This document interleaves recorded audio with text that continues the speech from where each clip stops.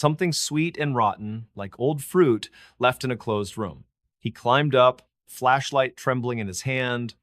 The attic was larger than expected, dusty, cluttered with broken furniture, trunks and old toys, dolls with cracked faces, a rusted crib, and in the far corner, Noah. He was sitting cross-legged on the floor, facing the wall, silent, still. "Buddy?" James whispered, heart pounding. "Noah? Are you okay?"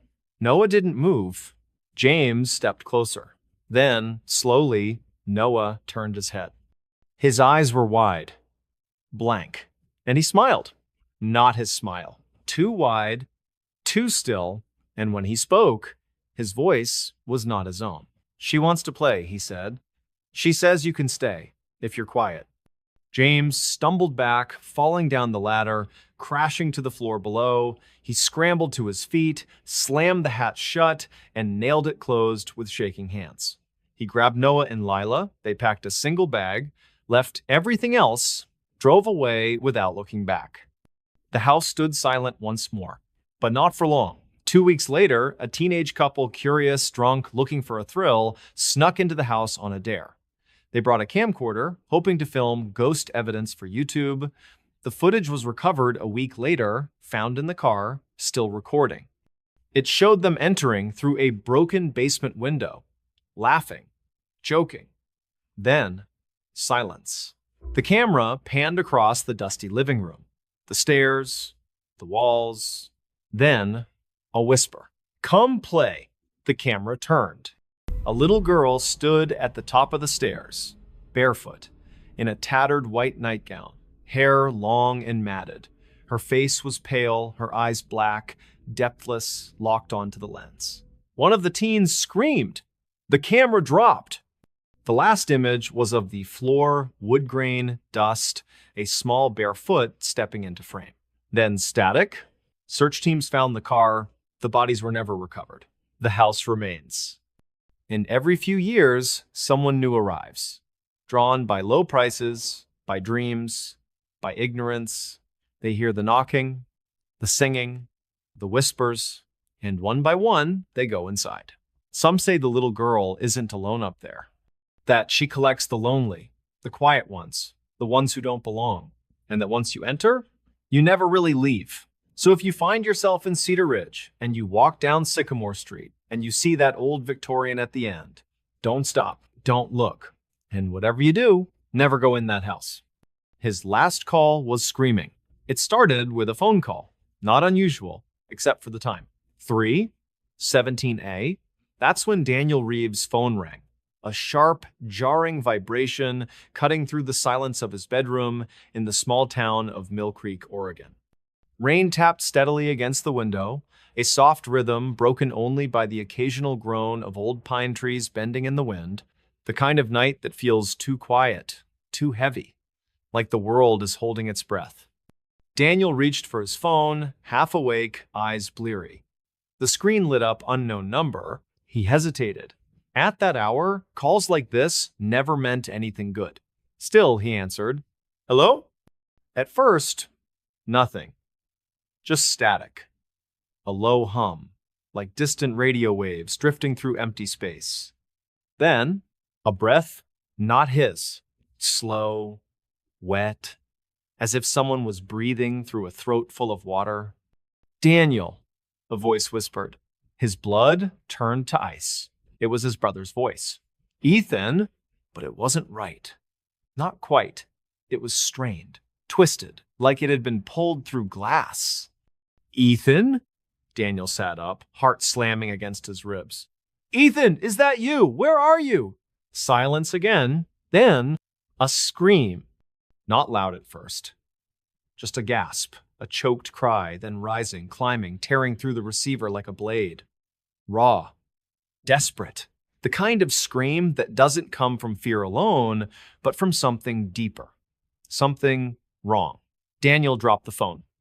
It clattered to the floor, still screaming. He scrambled back, pressing himself against the headboard, hands over his ears, but the sound didn't stop. It poured from the speaker, echoing in the dark room, long, agonizing, unending. And then just as suddenly as it began, it cut off. Silence. Heavy, thick. Daniel waited, breathless. The phone buzzed. A text from the same unknown number. Come get me. Attached was a photo. Black at first, then resolving into an image. A dirt road barely visible under a pale flickering streetlight. Tall pines on either side, their branches twisted like claws. And in the center, a single car, half hidden in the shadows. Ethan's truck. The license plate was blurred, but Daniel knew it. He'd helped him buy it. Painted the bumper when it got scratched, changed the oil every 30 miles. It was parked crooked, front wheel half off the road. Driver's side door open, and on the ground, something dark. Blood. Daniel didn't call the police. Not yet. He grabbed his jacket, his keys, and ran out into the storm. The drive took 28 minutes. The road in the photo led deep into the Willamette National Forest, past the marked trails, past the ranger station that closed at dusk. He followed the GPS until it lost signal, then drove by memory Ethan had taken him hunting out here years ago. Deep woods, no cell service, no people, just silence. And then he saw it. The truck, exactly as in the photo. Door open, engine cold, keys still in the ignition. "Ethan!" Daniel called, voice cracking. "Ethan, where are you?" No answer. Only the wind, the rain, the creak of trees. He stepped out, flashlight in hand. The beam cut through the dark, shaking with his grip. He scanned the ground, mud, tire tracks, and, yes, blood. Smears on the gravel, drag marks. His stomach twisted. He followed the trail into the trees. Branches grabbed at his clothes. Roots threatened to trip him. The deeper he went, the colder it got, unnaturally so. His breath fogged, even though it wasn't that kind of winter. Then light, faint, orange, firelight. Through the trees, a small clearing. And in the center, a campfire, burning low. And around it, 3 figures, sitting in silence. Daniel froze. They weren't moving, not breathing, just sitting. One in a hunting jacket, one in a flannel shirt, one in a hoodie, hood pulled up, and then the one in the hoodie turned, slowly, too slowly. Its head rotated a full 180 degrees, and where a face should have been, there was only shadow. Daniel stumbled back, flashlight falling from his hand. The beam spun, illuminating the others. They turned too, one by one, all facing him, all with no faces, just smooth, blank skin where eyes and mouths should be. He ran. Branches slashed his arms, roots caught his feet. He didn't look back. Couldn't. When he reached the truck, he dove inside, slammed the door, started the engine. Tires spun in the mud as he reversed, then peeled onto the road. He didn't stop until he reached the police station in Mill Creek. He burst through the door, soaked, shaking, babbling about Ethan, the call, the figures, the fire. Deputy Karen Miles listened, took notes, calmed him with coffee. Then she checked the system. No missing persons report for Ethan Reeves. No record of a truck matching the description being towed. No calls from an unknown number logged on Daniel's phone, except one made by him at 3:17 a.m. to his own voicemail. What? Daniel stared at her. That's impossible. I didn't. She played the recording. His voice. Calm. Flat. Ethan, he said. Come get me. Then screaming. His screaming. Long. Horrifying. Exactly as he'd heard it. But he hadn't made that call. He knew he hadn't. Deputy Miles promised to send a team to the site at first light. Daniel waited in the lobby, wrapped in a blanket, staring at the floor. At 5:48 a.m., his phone rang again. Same number. He didn't answer. It rang. And rang. And rang. Finally, it stopped. Text. You left me there. Another photo? This time, Daniel, standing in the clearing, back to the camera, facing the fire, surrounded by the 3 figures. Except he wasn't wearing the clothes he'd left in. He was wearing the hoodie. And his head, It was turned backward. Daniel screamed. He threw the phone. It shattered against the wall. Deputy Miles rushed out. Daniel, what is it? He couldn't speak. Couldn't move. She picked up the pieces, tried to recover the image, but the screen was dead. You need rest, she said gently. Grief does strange things. Maybe your brother's been gone longer than you think. Daniel looked at her. What? She hesitated, opened a file. Ethan Reeves died 2 years ago. Car accident. Off the same road. They never found his body. Search was called off after 3 days. Daniel felt the world tilt. No, that wasn't right. He'd talked to Ethan last week, had dinner with him, laughed about old times, hadn't he? Memories flickered bright, then dim. Faces blurred, dates twisted. Had it been 2 years? Had it been longer? He didn't remember. He couldn't remember. Deputy Miles walked him to a room, gave him water, told him to lie down. He did, but he didn't sleep. He waited, and at exactly 3:17 a.m., his phone buzzed. Not ringing, just vibrating. On the floor, screen dark. But the speaker, a whisper, "You're here now." Then, screaming, not from the phone, from inside his head, and this time, it was his own voice. The search team found the truck 2 days later. Empty. He's in the ignition, Daniel's jacket in the passenger seat, no sign of him, no footprints, no tire tracks leading away, just rain and silence. And in the woods, deep in the clearing, the fire still burned. Low, flickering. Around it, 4 figures, sitting still. One in a hoodie, head turned backward, waiting for the next call, because the forest doesn't let go. And the phone always rings at 3:17. And once you answer, you never stop screaming. Buried alive with her secret. The storm rolled in just after midnight. Not the kind of storm with thunder and lightning. No, this was different. This was the kind that crept in on silent feet. A thick, suffocating fog swallowing the town of Hollows End, Arkansas, like a slow, deliberate breath. The air turned heavy. The trees stood still. Even the crickets had gone quiet, as if they knew something terrible was about to happen. And it had. 3 days earlier, Clara Whitmore had vanished. She was 29, quiet, kind, the kind of woman who brought casseroles to grieving neighbors and always remembered birthdays. She worked at the local library, shelving books with careful hands, her dark braids swinging over one shoulder. She lived alone in a small white house on Cypress Lane, the one with the overgrown garden and the porch swing that creaked in the wind. No one saw her leave. No one heard a struggle. But on the morning of her disappearance, her front door stood open. A single coffee mug sat on the counter, still warm. Her phone lay on the couch, screen cracked, as if it had been dropped in a hurry. And in the backyard, fresh dirt, not from gardening, from digging.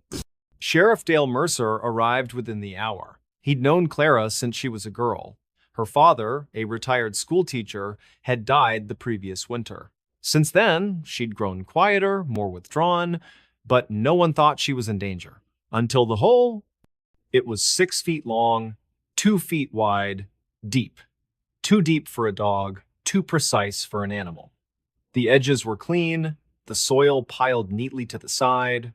A shovel leaned against the fence. Clara's, her name, carved into the wooden handle. Mercer's stomach twisted. This wasn't random. This was personal. And then later that afternoon, they found the note, tucked inside the hollow of an old oak at the edge of her property. Written in shaky, looping script on a page torn from a library book. I didn't mean to. But she wouldn't stop crying. No signature, no explanation, just that. And beneath it, a child's drawing. A stick figure woman lying in a hole. Above her, a second figure, faceless, holding a shovel. And in the sky, a single black star. The town whispered. Some said Clara had finally cracked under grief, that she dug her own grave, left the note as a confession, and walked into the woods to disappear. Others believed someone had taken her, someone who knew her secrets. But the truth was worse. Because Clara wasn't taken. She was buried, alive, and she took her secret with her. It began with the baby, not hers. Clara had never been married, never even had a serious boyfriend. But the night she vanished, neighbors reported hearing a child cry, soft at first, then frantic, then suddenly cut off. Around 11:37 p.m., one woman, Mrs. Langston, peered through her blinds. She saw Clara in the backyard, wrapped in a blanket, rocking back and forth. Not alone, in her arms a bundle, small, swaddled, and then movement, the shovel, the dirt, the hole. Mrs. Langston called the sheriff at 11:42. By the time he arrived, the yard was empty, the crying had stopped, and Clara was gone. But the baby? No trace. No blanket, no footprints, no record of a missing child in the county, nothing. Yet the note, "I didn't mean to, but she wouldn't stop crying," suggested otherwise. Had Clara found a newborn, abandoned? Had she tried to care for it and failed? Or worse, had she taken it?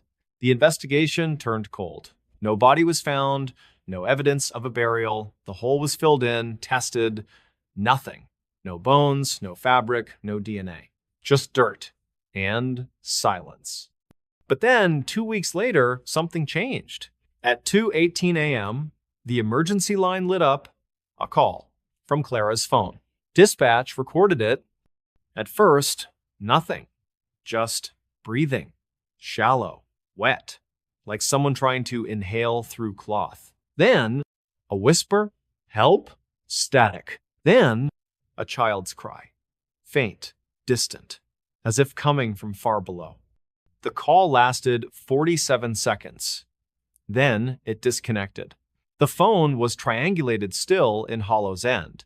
Near Clara's house, search teams arrived within minutes. They dug, not in the backyard this time, but beneath the porch.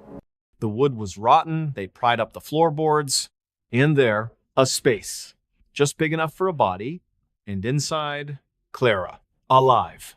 She was curled in a fetal position, wrapped in the same blanket seen in Mrs. Langston's account.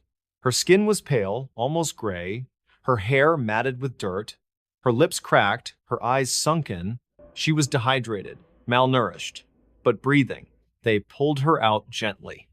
She didn't speak, didn't cry, just stared at the sky with hollow eyes. At the hospital, doctors said she'd been underground for at least 10 days. No food, little water. Somehow, she'd survived. But her hands, they were clenched in fists. When a nurse tried to open them, Clara screamed a raw, animal sound, fighting with sudden strength. Eventually, they sedated her. Only then did they pry her fingers open. In her right hand, dirt. In her left, a tiny pink sock, size, newborn. And inside it, a single fingernail, human, not hers. The sheriff showed her the drawing again, the one from the oak tree. "Clara," he said gently. "Who was the baby?" She didn't answer. Just rocked, back and forth, like she was still holding something. Days passed. She began to eat, to speak in fragments. She told them about the night, about finding the baby on her doorstep. A girl, no note, no blanket, just left there, wrapped in a towel, crying in the cold. "I didn't know what to do," she whispered. "No one was looking for her. No missing reports. I thought I could keep her, just for a little while." But the crying never stopped. Not at night, not during meals, not when she rocked, sang, walked. And then 3 nights in, Clara snapped. She didn't mean to. She swore it.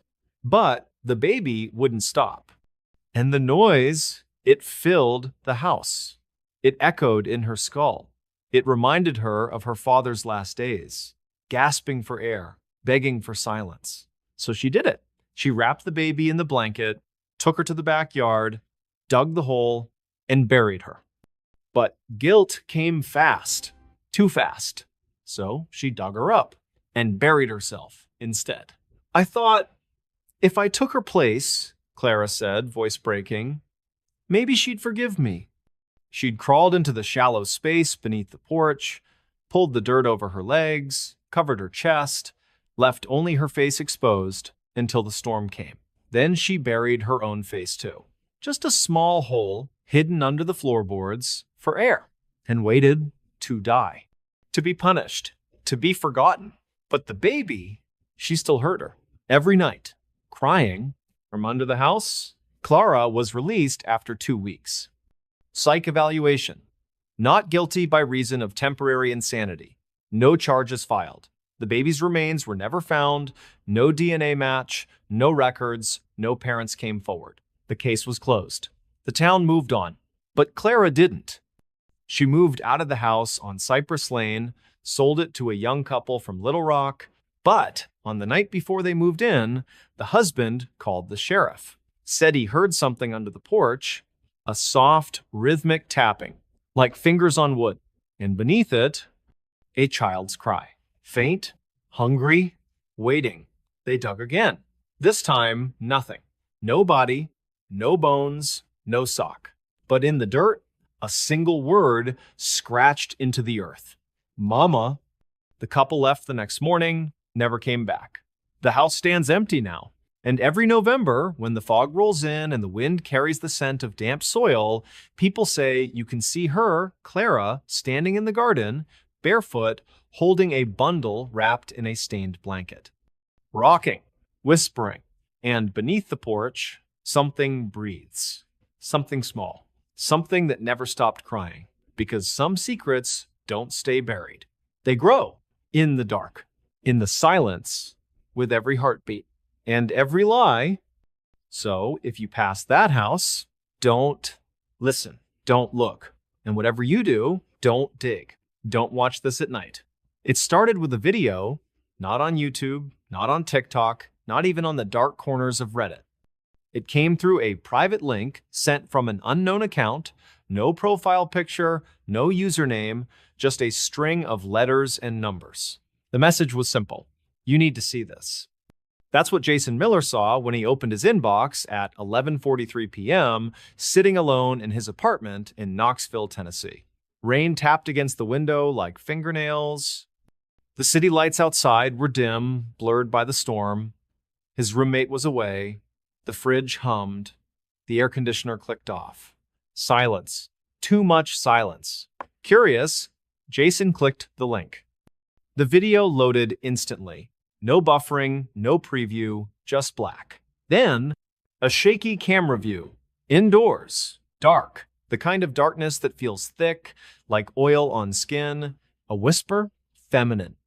Trembling. He's still here. The camera panned slowly, creaking floorboards. A hallway. Peeling wallpaper. A child's drawing taped to the wall. A family of 3 smiling beneath a yellow sun. Then, a bedroom door. Slightly ajar. The whisper came again. I don't know how long I have. The person holding the camera, small hands, chipped purple nail polish, pushed the door open. Inside, a bed. Unmade. A nightstand. A lamp. And on the floor, a man, face down. Motionless. Beside him, a pool of dark liquid spreading across the hardwood. The camera zoomed in. The man turned his head, slowly, too slowly. His eyes were open, white, clouded. Not dead, not yet, but something worse. His mouth moved, but no sound came out. Just bubbles of blood at the corners. Then, a shadow crossed the wall. Tall, thin, no face.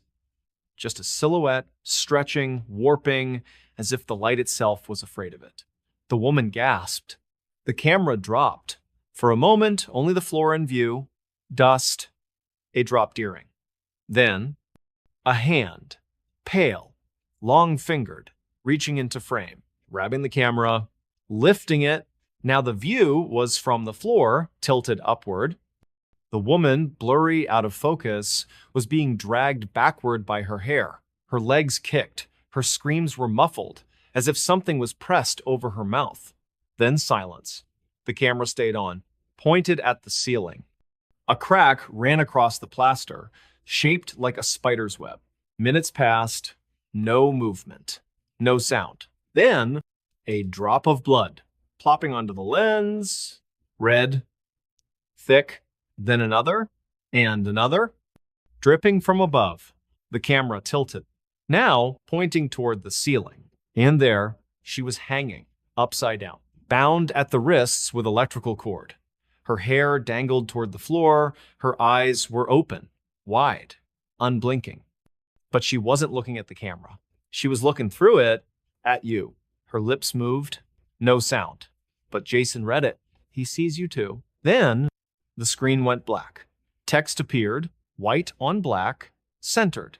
Don't watch this at night. Jason froze. His breath caught. The room felt colder.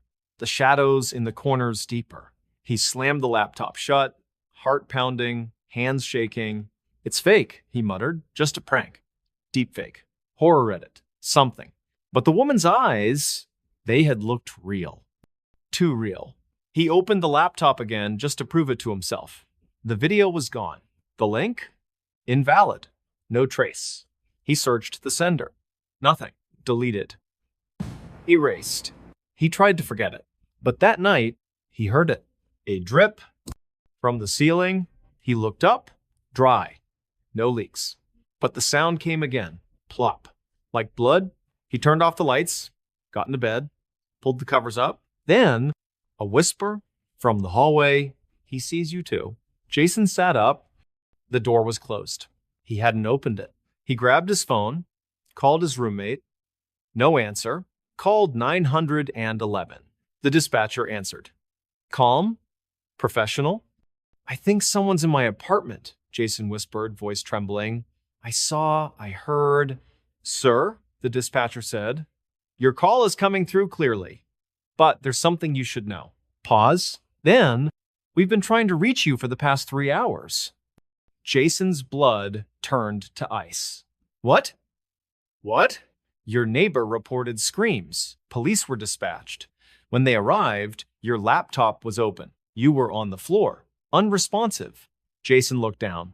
His body was in the bed. Chest still, eyes open, staring at the ceiling, and on the laptop screen, the video was playing again. Black. Then, don't watch this at night. And beneath it, a new message. You're already in it. The video resurfaced 2 weeks later. Same link, same message, sent to a college student in Des Moines. Then a nurse in Phoenix. Then a truck driver in Wyoming. Each recipient reported the same thing. The dripping, the whisper, the feeling of being watched. And every time, one of them never woke up. Authorities traced the link, found nothing. No server, no origin, just a dead end. But survivors, those who closed the video in time, spoke of one detail. In the final seconds, just before the screen went black, if you looked closely, you could see yourself in the reflection of the woman's eye, standing behind you, watching, waiting, because the video isn't just footage, it's a doorway. And once you open it, it opens back. So if you get a message, a link, a whisper, a plea, you need to see this. Don't click, don't look, don't even breathe near it, because some videos don't end when they're over. They end when you do. And the last thing you'll hear is your own voice screaming from inside the screen. Voices came from the walls. It started with a whisper. Not loud, not sudden, just there. Like a breath against the back of your neck when you're alone in a room. That's how it began for Marcus Holloway in the old farmhouse he'd bought just outside the town of Briar Glen, Missouri, a quiet place tucked between cornfields and forgotten roads, where neighbors waved from porches but never got too close. The house had stood for over 100 years. Weathered wood, sagging roof, a wraparound porch eaten by time. But the price was right, and Marcus needed a fresh start. He moved in on a Thursday, late afternoon. The sun hung low, casting long shadows across the overgrown yard. The air smelled of dry grass and distant rain. He carried his boxes inside, set up his bed, his couch, his coffee table. Simple things, nothing fancy, just enough to feel like home. That first night, he slept deeply. too deeply. When he woke, it was 3:08 a.m. And the house was talking. Not creaks, not wind, not pipes, voices. Faint, muffled, as if people were speaking behind thick layers of plaster. A woman's voice, soft, weeping. A child's giggle, high-pitched, sudden, then gone.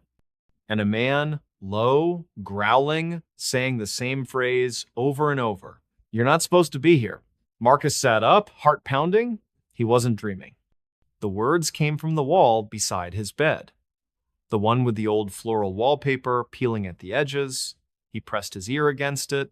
Silence. Then, a breath right inside the wall, like something was listening back. He pulled away. It's the house, he told himself. Old wood, settling, pipes, drafts. But the next night, it happened again. And louder. This time, he recorded it. Phone against the wall. Audio app running. The recording captured everything. The woman sobbing. "I didn't want this." The child, "Hide me, mama." And the man, "You're not supposed to be here. You're not supposed to be here. You're not supposed to be here." Marcus played it back in the daylight. His hands shook. He took it to the local hardware store where old-timers gathered over coffee. Earl, the owner, listened once, then shut the phone off. "You shouldn't have moved in there," he said quietly. "Why?" Marcus asked. Earl hesitated, looked around, lowered his voice. "That house, it belonged to the Callaways. Family of 3, lived there for generations. Then, back in the 70s, something happened. No one talks about it much, but the sheriff found them in the walls." Marcus froze. "What?" "Walled up," Earl said. "Alive. The parents dead by the time they broke through. The boy still breathing. Barely. He didn't last the night." "Why?" Marcus whispered. Earl shrugged. "Folks say the father went mad, thought the world was coming to end. Said voices told him to hide his family. So he bricked them in, then disappeared. Never found." Marcus didn't sleep that night. He sat in the living room, lights on, every window locked. At 2:47 a.m., the voices returned. But this time, they weren't muffled. They were clear. As if the wall had vanished. The woman, "Please, let me out." The child, "I'm scared of the dark." And the man, "You're next." Marcus grabbed a hammer. He didn't think. He just moved. He attacked the wall beside the bed, smashing through the wallpaper, the drywall, the wood lath. Dust filled the air, plaster rained down, and then a gap, dark, and inside, a small handprint. Child-sized, pressed into the dust. Fresh, as if it had just been made. Marcus stumbled back. He boarded up the hole the next day, sealed it with plywood, painted over it, told himself it was over, but the voices didn't stop. They changed. Now they called his name. Marcus, from the ceiling, from the floor, from the walls of every room, sometimes one voice, sometimes all 3, sometimes in unison. "Marcus, stay with us." He stopped answering, stopped sleeping, stopped eating. He covered every wall with foam panels, soundproofing blankets, anything to muffle the sound. It didn't work. The voices grew louder, more desperate. One night, he woke to the sound of scratching. Not from the walls. From inside his mattress, he tore it open. Nothing. But the voice came again, this time from the pillow. "You can't leave," it whispered. "We need you." He packed a bag, ran to the door. It wouldn't open. Locked. From the inside, but he hadn't locked it. He turned, and the TV turned on. No power cord, no signal, just static. Then, a face. Pale, sunken eyes. A boy, maybe 8 years old, dressed in old-fashioned clothes. He pressed his hands against the screen. "Don't go," he said. "We're so lonely." Marcus screamed. He threw a chair through the TV. Glass shattered. Silence for a full minute. Then, a new sound, dripping. From the ceiling, he looked up. A dark stain spread across the plaster. And then, a drop. Red, thick, blood. He ran to the bathroom, locked the door, turned on the faucet. But the voices came through the water. Marcus, from the drain? We've been waiting. He tore the sink from the wall. Pipes burst, water flooded the floor, but the voice didn't stop. It was in the walls, in the floor, in his head. He called the police. Deputy Lorna Tate arrived. Calm, professional, she searched the house, found nothing. No hidden speakers, no wiring, no signs of forced entry. It's an old house, she said gently. Sometimes they hold on to things. Marcus begged her to stay. She refused. Get some rest, she said. You'll feel better in the morning. She left. At 3:19 a.m., the voices returned. But this time, they weren't speaking to him. They were speaking for him. From every wall, every corner, every vent, his own voice. But wrong. Slowed. Distorted. Saying things he'd never said. I want to stay. I love it here. Don't come for me. He covered his ears, screamed, but the voice kept coming. Louder, closer, then a new sound. Brick, stone, being laid. From inside the walls, he ran to the bedroom. The boarded up hole. It was gone, sealed, with fresh mortar. And in the center, a small, child-sized handprint pressed into the wet cement. Still warm. Marcus backed away. He grabbed his phone, called 911. The dispatcher answered. Help me, Marcus sobbed. They're sealing me in. I can hear them building. Sir, the dispatcher said, voice tight, we've been trying to reach you for 2 days. Marcus froze. What? Your neighbor reported no movement, no lights. We tried to enter, but the doors were bricked from the inside. Marcus turned. The front door. Solid, no handle, just smooth brick. Same with the windows, the back door. Every exit sealed. And from the walls, the voices, now calm, singing a lullaby. 3 voices, one new, his, joining in. Because Marcus Holloway never left the house. And the house never let him go. Now, when night falls over Briar Glen and the wind dies down, locals say if you press your ear to the farmhouse wall, you can hear them. 4 voices, whispering, laughing, building, and if you listen closely, you'll hear a new voice just starting, soft, frightened, saying your name. So don't walk too close. Don't look in the windows. And whatever you do, don't listen to the walls. Because once they speak to you, you become part of the house forever. She lived with a corpse. It wasn't the smell that first alerted the neighbors. Not at first. In the small town of Red Vale, Colorado, nestled between red rock cliffs and dry pine forests, houses sat far apart, separated by gravel driveways and tall fences. Privacy was expected. Silence respected. And so, for months, no one questioned the life of Evelyn Hart. She was 58, quiet, kept to herself. A retired nurse who'd moved to town after losing her husband years ago. She wore long sleeves, even in summer, dark sunglasses, and always carried a small bottle of lavender oil. She said it helped with migraines. She smiled at the mailman, tipped generously at the diner, donated to the church, but she never had visitors. And her curtains were always drawn. The first sign came in early autumn. A delivery driver, bringing a package to her door, noticed something strange. The front porch, neat, swept, flowerless, had a single footprint. Not from a boot, not from a shoe. From a bare foot. Small. Pale. As if someone had stepped out and never stepped back in. He shrugged it off, left the package. But a week later, Mrs. Calloway, who lived 2 houses down, called the sheriff. I heard singing, she said, voice trembling, late last night, from Evelyn's house. A woman humming a lullaby. But it wasn't right. Too slow, like she was dragging the notes. Deputy Ray Torres took the report, drove over, knocked. No answer. Lights were on inside, a faint glow through the cracks in the blinds. He pressed his ear to the door. Silence. Then, a breath not hers. Deeper, wet, like lungs filled with fluid. He left, uneasy, but didn't force entry. No reason. Not yet. Then, 3 weeks later, the smell came. Not rot, not decay at least, not at first. Just sweetness, cloying, thick, like honey left in the sun. It drifted from Evelyn's house on the morning breeze.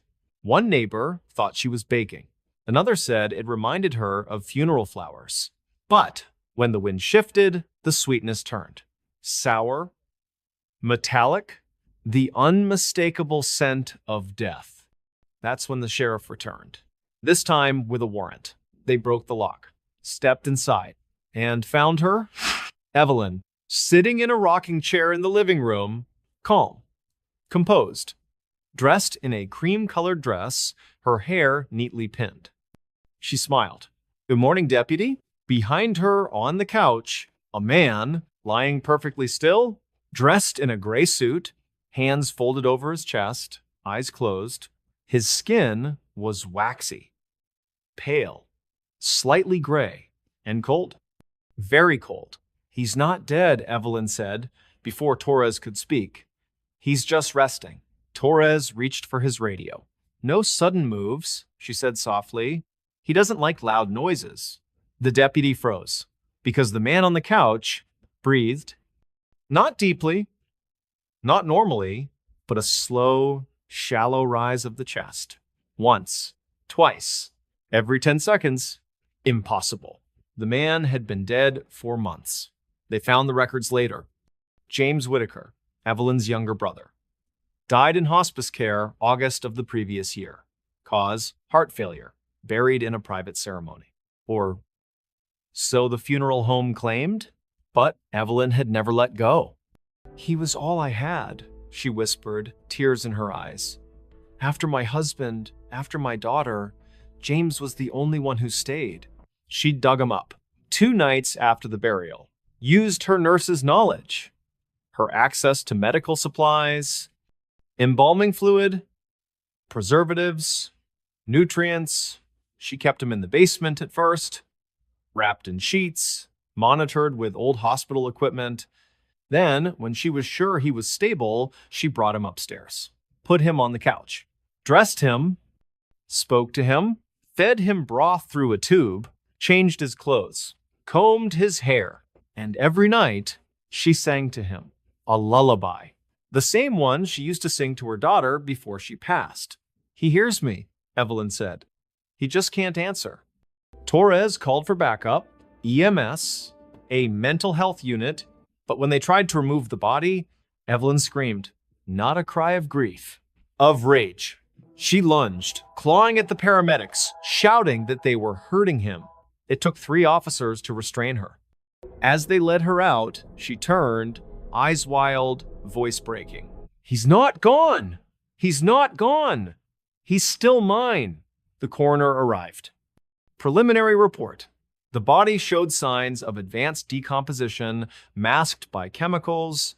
Tissue was brittle. Organs had long since ceased function.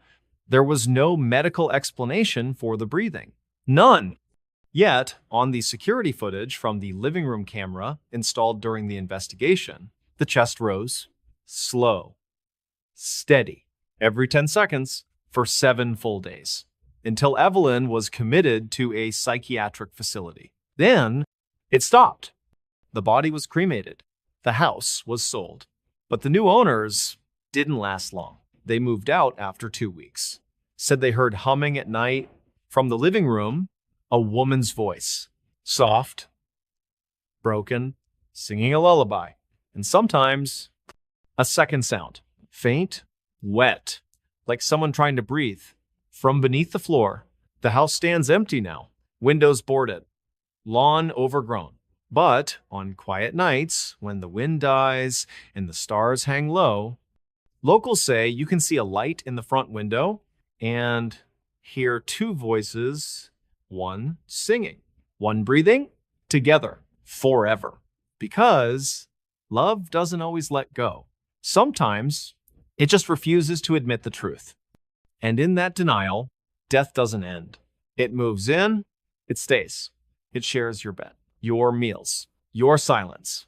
And if you listen closely, you'll hear it whispering from the walls, not of grief, not of madness, but of a woman who never said goodbye, and the corpse she still calls family. Missing teen found in pieces. It began with a backpack, not hers. But it was close enough to make the heart stop at 6:22 a.m. on a damp October morning in the town of Hollows Creek, West Virginia. A hunter named Carl Dobbs was tracking deer deep in the Monongahela National Forest. Fog clung to the trees like wet gauze. The air smelled of moss, rot, and something faintly metallic. He stepped over a fallen log and froze. There, half buried in leaves and mud, was a faded blue backpack. One strap torn, the zipper half open, and inside, a notebook, pages water-stained, ink blurred. But one name stood out, written in looping cursive on the inside cover: Lena Reyes, the missing girl, 17 years old. Last seen 2 weeks earlier, walking home from her shift at the gas station on Route 19. Security footage showed her leaving at 10:48 p.m., hoodie pulled tight, earbuds in. She never made it the 2 miles to her mother's trailer on Pine Ridge Road. No car, no phone, no body, until now. Carl called 911 with shaking hands. Within the hour, the forest was swarming with deputies, search dogs, and forensic teams. Yellow tape cordoned off the area, cameras rolled, evidence bags opened. But the backpack was the only thing found. No Lena, no blood, no signs of a struggle, just the bag. And the notebook? Inside, the entries started normal. School, her job, her dog, Scout, a boy she liked. Then, the last entry, dated the night she disappeared. He's been following me. Not in a car. On foot. Keeps to the trees. I saw him at the edge of the lot. Same place yesterday. Wearing that long coat. Face in shadow. I don't know why he's watching. I don't know why he hasn't stopped me. Below it, a sketch. Crude. Shaky. A man. Tall. Thin. Arms too long. Head tilted. And in one hand, a pair of scissors. Large. Rusty. Like garden shears. The sheriff's department released the sketch, offered a reward, set up checkpoints, but no one came forward. No sightings, no leads. Then, 3 days later, another piece was found. Not of clothing, not of evidence, of her. A hand. Right hand, severed at the wrist, found in a plastic grocery bag left on the steps of the Hollows Creek Methodist Church. Fingers curled. Nail polish chipped pink, the same shade seen in her school photo. And clutched in her palm, a Polaroid. The image showed a dim room, concrete walls, a single bare bulb hanging from the ceiling. And in the center, Lena, alive, bound to a metal chair, mouth taped, eyes wide with terror, but her body, it was wrong. Her arms gone from the elbows down, her legs missing below the knees, and on the wall behind her, written in what looked like blood. Not done yet. The photo was never released to the public, but it haunted the officers who saw it because, in the reflection of the bulb, a figure stood behind her, tall, thin, wearing a long coat, faceless. Holding the shears, the investigation turned frantic. Every cabin, every trailer, every abandoned mine in the county was searched. Nothing. Then another bag, left in the bed of a pickup truck at the high school football field. Inside, a foot, left. Shoe still on, sock pulled neatly over the toes, and in the shoe, another photo, this time only her torso, still in the chair. But now, her head was gone, and in its place, a jack-o'-lantern, carved with a wide, grinning mouth, eyes hollow, and in the reflection, the same figure, closer, watching. The town descended into fear. Parents kept kids inside after dark. Churches held emergency prayers. The diner closed early. Even the old men who sat on the hardware store porch every morning fell silent, eyes scanning the tree line, and then a call to the sheriff's non-emergency line. At 3:17 a.m., no voice, just breathing, wet, slow. Then a whisper, "She's still alive." Click, they traced it, a payphone at the edge of the forest, miles from any road, long disconnected. Yet the call came through.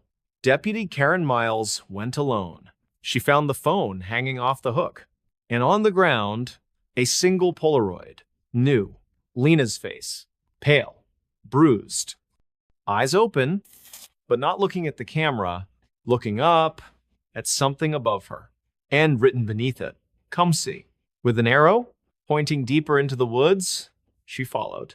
Flashlight trembling, radio silent. For nearly an hour, she walked. Then, a cabin, old, leaning, roof caved in one corner, door slightly open. Inside, lights flickering from candles, dozens of them, arranged in a circle, and in the center, a table, wooden, stained, and on it, Lena, or what was left. Her torso, her head, one leg, the rest gone. But she was moving, not breathing, not speaking, but her fingers twitched, her eyelids fluttered.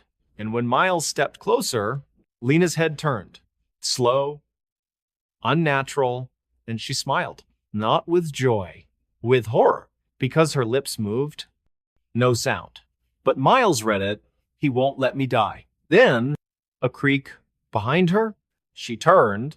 The figure stood in the doorway. Tall, thin, long coat, face hidden in shadow.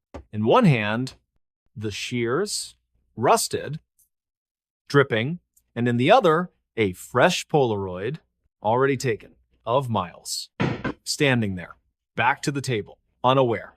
And in the reflection, the same faceless man, smiling. She ran, gun drawn, flashlight bouncing. She didn't stop until she reached her cruiser. She called for backup. SWAT. Fire. But when they returned, the cabin was gone, burned to the ground. Ashes still warm.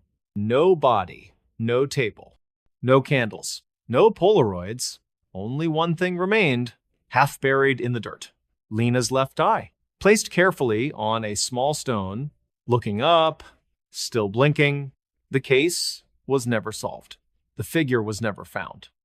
But every October, on the anniversary of her disappearance, pieces arrive, left on porches, in mailboxes, under windshields, a finger, an ear, a lock of hair, always wrapped in plastic, always fresh, as if she's still being taken apart. And with each piece, a Polaroid, showing more of the room, more of the chair, more of him, closer now, watching, waiting. And in the latest photo, found just last week, Lena's head, whole, eyes open, mouth moving, saying, "He's making room," because they never found her body. They never will, because she's not dead and she's not free. She's still there, in the dark, in the candlelight, being kept, being used, being collected. And one day, when the last piece is found, she won't be in pieces anymore. She'll be whole and waiting for the next one. So if you live in Hollows Creek and you hear a payphone ring at 3:17 a.m., don't answer. Don't look. And whatever you do, don't go into the woods. Even if you think you hear her crying, even if you see a light, even if you find a backpack, because she's not lost. She's unfinished. And the man with the shears, he's not done yet. This town hides a secret. It wasn't the first time someone disappeared in Briars Hollow, Oregon, but it was the first time they came back. Not alive, not dead, just changed.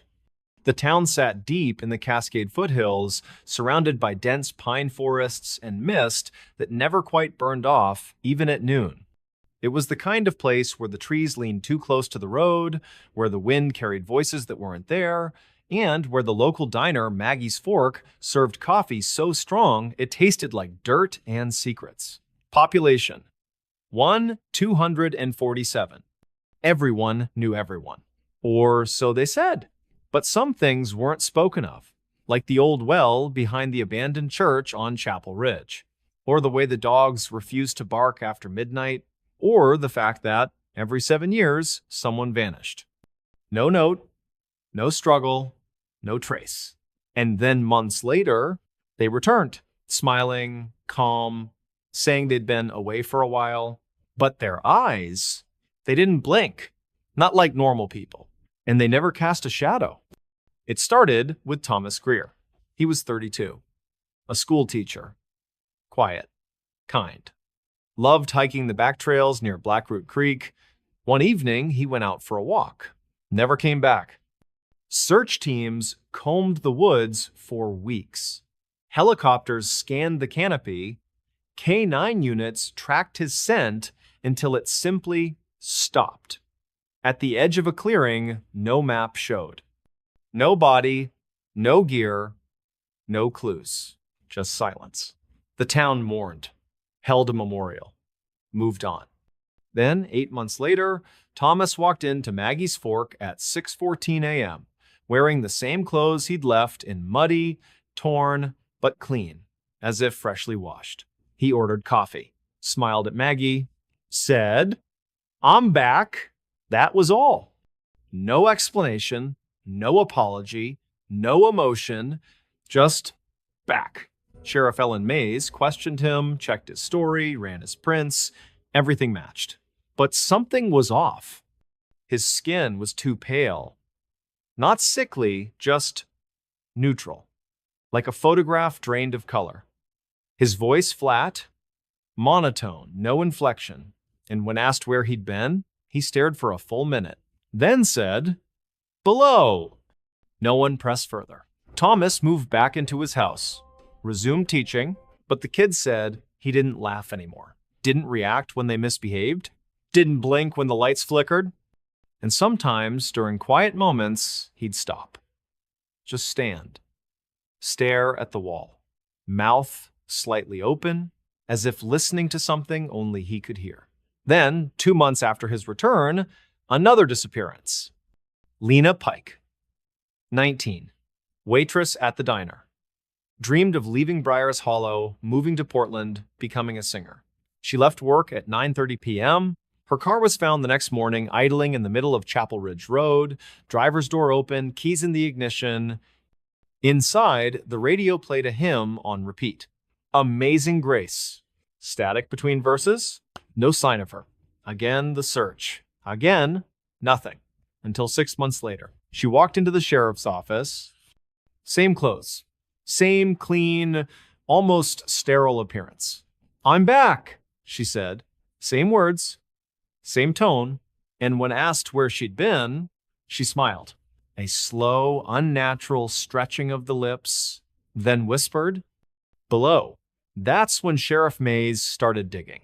Literally. She visited the town archives, old church records, land deeds, and found a pattern every 7 years. Since 1893, one person, taken, returned, always saying the same thing, always with the same dead eyes, and always without fail, within a week of their return, the town would experience what locals called the quiet night. No wind, no animals, no electricity, just silence. And from the forest, a low, rhythmic thumping, like something vast, breathing. Maez went to the only person who might know the truth. Old Man Hargrove, 92, lived in a cabin at the edge of the pines, rarely spoke, never left after dark. She found him on his porch, rocking slowly, staring into the trees. "Why do they come back?" she asked. He didn't look at her. "They don't," he said. She frowned. "What?" "They don't come back," he repeated. "They're replaced." And then softly, "The town gives one, the hollow takes one, and the one that returns isn't ours. What is it? Hargrove finally turned. His eyes were watery, haunted. It's a vessel, he whispered. Empty, waiting, and every 7 years it fills. Mays didn't sleep that night. She sat in her office, reviewing files, photos, timelines, and then she noticed it. In every photo of the returned Thomas, Lena, the others from decades past, there was something in the background, just barely visible. A figure, standing at the edge of the frame, behind a tree. In a window, at the end of a hallway. Tall, thin, faceless, wearing a long coat, and in each photo, it was closer. Until, in Lena's return photo, it was standing behind her. One hand on her shoulder, smiling, with her face. Mays drove to the church on Chapel Ridge the next day. The well was still there. Rusted iron cover, chained and padlocked, a sign nailed to the wood, "Do not open, condemned." She pried the lock off, lifted the cover. Darkness stared back. No bottom, just black. And from below, a breath, cold, wet. Then, a whisper, "We are many." She dropped the cover, sealed it, ran. That night, the quiet night came early.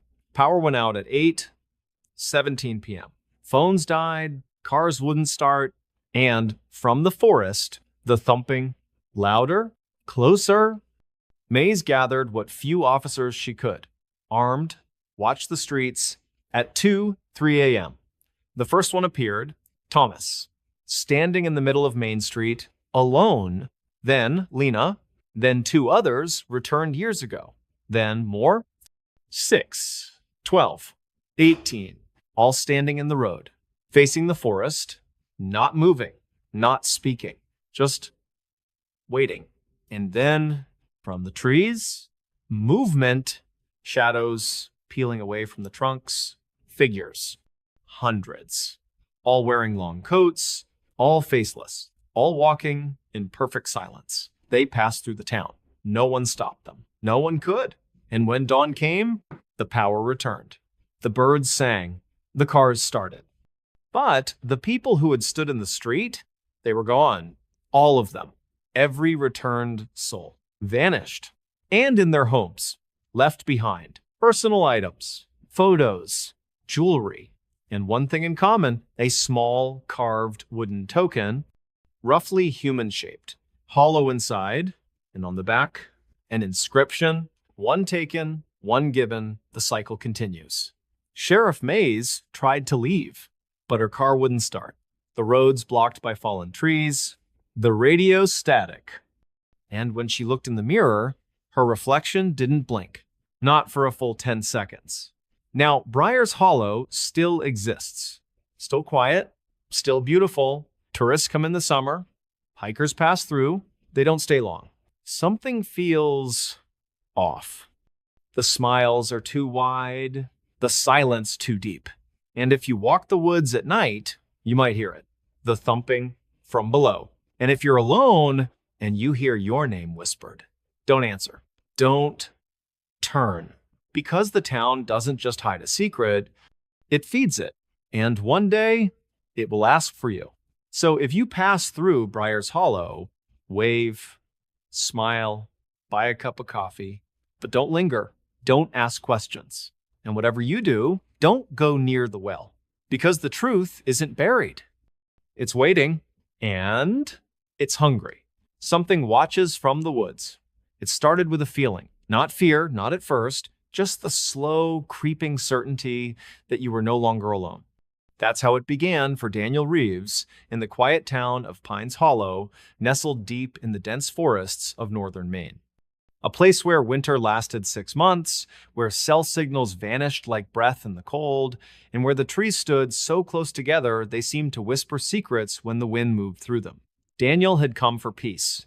After years in the city, endless noise, endless stress, the slow unraveling of his mind, he bought a small cabin off Black Spruce Road, a one-room retreat surrounded by pines, a stone's throw from a frozen creek. He wanted silence, solitude, a chance to breathe.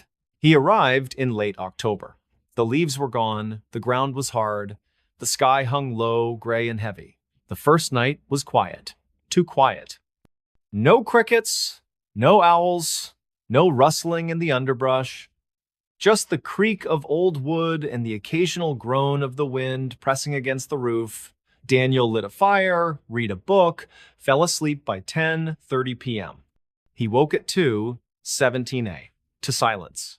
Not peaceful, wrong.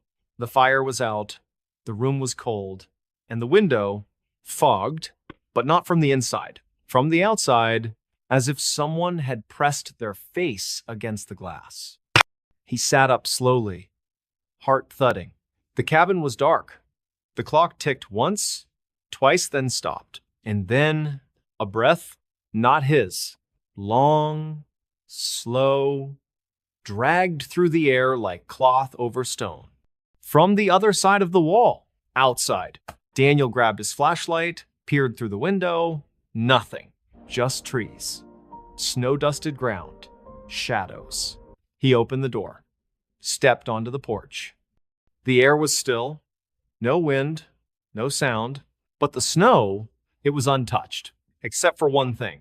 20 yards into the tree line, a single set of footprints, leading in, not out, as if something had walked into the woods and never come back. Daniel didn't sleep the rest of the night. He sat by the fire, gun on his lap, eyes locked on the tree line. At dawn, he followed the tracks. They didn't lead far, just deep enough into the woods to where the trees formed a perfect circle. No animal trails, no broken branches, just a ring of pines standing like sentinels. And in the center, a stone, flat, gray, carved with symbols Daniel didn't recognize. And on top, a dead crow, neck twisted, eyes gone, left like an offering. He backed away, ran back to the cabin, locked the door, boarded the windows. But that night, it came closer. He heard it first, a slow, rhythmic tap, like a branch against glass. But it wasn't a branch. It was a knock, 3 times. From the front door, Daniel didn't answer. He watched through a crack in the boards. Nothing. No figure, no shadow. But the doorknob, it turned slowly, then stopped. And from the other side, a whisper, not in English, not in any language he knew, but he understood it. I see you. The next morning, he tried to leave. Car wouldn't start. Battery dead. Phone no signal. Radio static, except for one station, faint, repeating the same phrase in a child's voice. Don't look outside. Don't look outside. Don't look outside. He stayed for 3 days. No power. No heat. Food running low. And every night, the knocking, the whisper, the feeling of eyes on the back of his neck. Then, on the 4th night, he saw it through the window. At the edge of the trees, tall, too tall, 12 feet, maybe more, thin, limbs like snapped branches. No face, just smooth, bark-like skin where features should be. And its arms, they dragged on the ground. Long, knotted, ending in fingers too many, too thin, like roots. It didn't move, didn't breathe, just stood, watching. Daniel dropped to the floor, trembling. When he looked again, it was gone. But the next morning, the stone was on his porch, the crow gone, and the symbols, now carved into the door, deep, fresh, as if done by hand or claw. He tried to burn it. Fire wouldn't touch it. He threw it into the creek, found it on his pillow that night. And then the dreams began. Every time he closed his eyes, the forest, the circle of trees, the stone, and it standing in the center, surrounded by others, hundreds, all faceless, all watching. And in the dream, they stepped forward, one by one, into the cabin, closer, closer, until one leaned down and whispered, "You're already inside." Daniel woke screaming. The cabin wasn't his. The walls were wrong. The ceiling too high. The door open to the forest. No road, no car, just trees. Endless. And from the shadows, eyes. Hundreds of them. Glittering. Unblinking. Waiting. He ran. Through the woods. Branches slashing. Roots tripping. No path. No direction. Just the feeling of being herded. Then, a light. A cabin. His cabin. Smoke from the chimney. Lights on. He sobbed. Stumbled forward. Banged on the door. Hello, please, let me in. The door opened. And there, him, standing in the doorway. Same clothes. Same face. But the eyes, black, empty, smiling. You don't belong here, the other Daniel said. And behind him, the thing in the corner, watching, Daniel turned and ran back into the woods. He never stopped. Search teams found his footprints 2 weeks later. They led in a perfect circle, back to the stone, back to the crow, back to the trees. And at the center, a single boot, mud-caked, laces untied.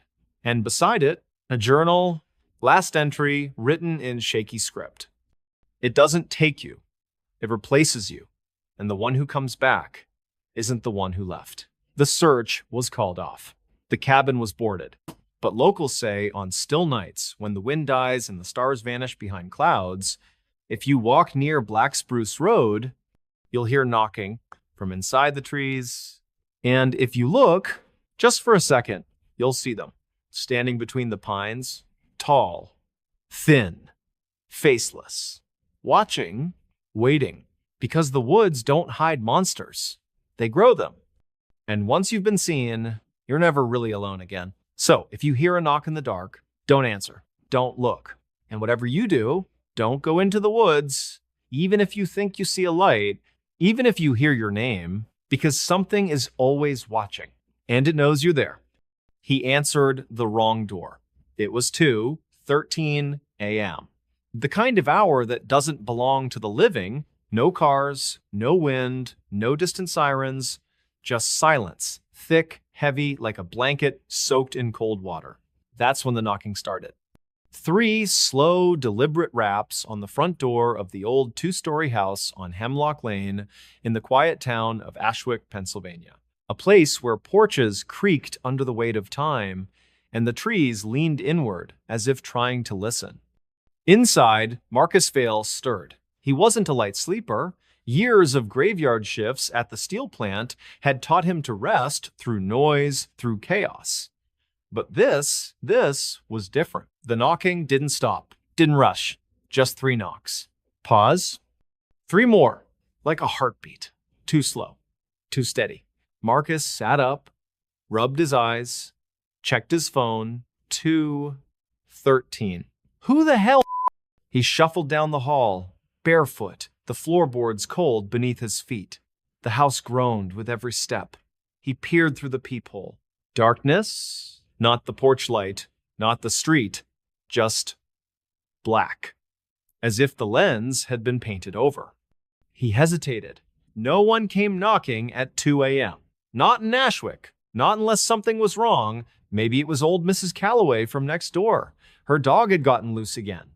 Or maybe the new guy down the street, lost after a late shift. He unlatched the chain, turned the deadbolt, opened the door, and there she stood, a woman, dressed in a long, pale nightgown, hair dark, wet, hanging in strands over her face, barefoot, pale as snow. She didn't speak, didn't move, just stared. And then a whisper, so soft he almost missed it. I'm home. Marcus froze. This wasn't right. He didn't know her, and she wasn't supposed to be here. This was his house. He started to close the door. But she stepped forward.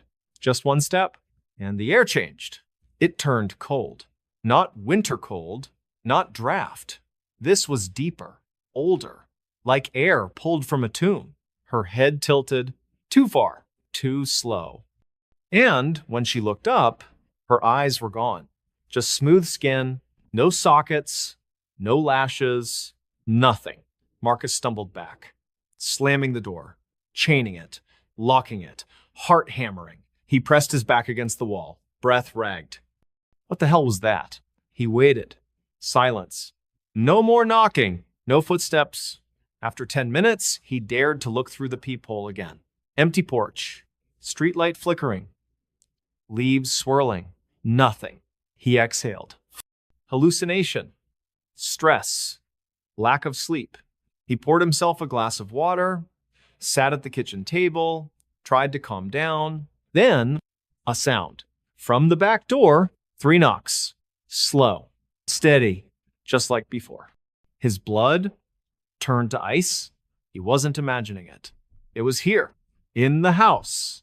Or had it come in with him? He checked the locks, all secure, windows shut, no signs of forced entry. Then, a whisper from the hallway, "I'm home."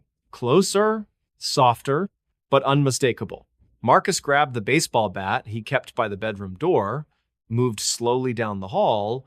Every floorboard creaked like a warning. The air grew heavier, thicker, and then the bathroom door, slightly open, steam rising from the crack. Impossible. He hadn't used the shower. He pushed the door open. The mirror was fogged, but written in the condensation, "I'm home." Below it, a child's handprint. Small, pale, and dripping, not water, something darker. He backed away, ran to the front door, grabbed his keys. But the chain, it was gone. The deadbolt, unlocked.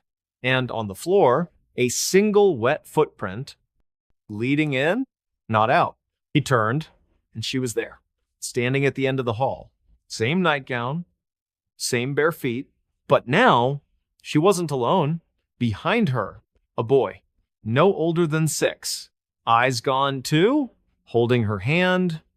And behind them, more men, women, children, all barefoot, all pale, all faceless, all whispering, "We're home." Marcus screamed. He bolted for the back door, yanked it open, ran into the yard, through the gate, down the street. Didn't stop until he reached the gas station on Route 7. He banged on the glass. The clerk, a young man named Ray, jumped. "Help me," Marcus gasped. "There's people in my house. They're not real." Ray called the police. Deputy Karen Miles arrived within minutes. They went back to the house. Lights off, door closed. No signs of forced entry, no footprints, no steam, no writing on the mirror. Nothing. Miles searched every room, found nothing. "Are you sure you didn't dream it?" she asked gently. Marcus shook his head. "I saw them. They were in my house. They said, 'I'm home.'" The whisper came from the closet in the hallway. Miles drew her gun, opened the door, empty. But the back wall, it was wrong. Too far back, too dark, like a tunnel. She shined her flashlight. The beam didn't reach the end, and from the darkness, a breath, wet, slow, then a hand, pale, thin, reaching out. Miles slammed the door, sealed it with tape, called for backup. But when the team arrived, the closet was normal. Wall solid. No tunnel, no hand. Just wood. They took Marcus in for evaluation, psych ward, observation. He lasted 2 days. Then, on the 3rd night, he disappeared. No alarm, no forced exit, just gone. Bed empty. Window locked. Only one thing left behind. A note, scrawled on a paper napkin. "I answered the wrong door. Now I have to let them in." Search teams went back to the house. Nothing. No signs of struggle. No footprints. But the closet door, it was open. And inside, the wall was gone, replaced by darkness. And from within, a faint sound, whispers, hundreds of them, all saying, "We're home." And if you stand on Hemlock Lane at 2:13 a.m., when the wind dies and the stars vanish, and you knock on Marcus's door 3 times, slow, steady, you might hear it. The latch, the creak. The voice, soft, wet, "I'm home." And if you look inside, you'll see him standing in the hall, pale, barefoot, eyes gone, smiling. Because he didn't escape, he invited them in. And now, he answers every knock for everyone. So, if you hear knocking at 2:13, don't answer. Don't look. And whatever you do, don't open the door. Even if it sounds like someone you love. Even if they say they're home. Because some doors don't lead out. They lead in. And once you open one, you become the one who answers. Forever. Real footage police never released. It was never supposed to be seen. Not by the public. Not by the families. Not even by the officers who recorded it. And yet somehow it surfaced. A single file. Unmarked. Unnamed. Uploaded at 3:44 a.m. to a forgotten corner of a public archives server in the town of Hollows Creek, West Virginia. No username, no IP trace, just a timestamp. And a video. Duration, 18 minutes, 37 seconds. File name, CCTV, unknown, route 19-2. The footage begins in darkness. Then static, a flicker, and the image resolves. Grainy, green-tinged, night vision. It's a rural stretch of road, 2 lanes surrounded by thick forest. A faded sign reads, Hollows Creek, 8 miles. Timestamp in the corner, 11:17 p.m. No movement, just the sway of tree branches in the wind. Then headlights. A car approaches from the left, slow, steady, a 2008 silver sedan. License plate blurred in the recording, standard procedure. But later, investigators would confirm it belonged to Daniel Reeves, 34, a mechanic from nearby Pine Ridge. He was reported missing the next morning. His wife said he was coming home from a late shift. He never arrived. In the footage, the car slows. Not due to traffic. Not due to weather.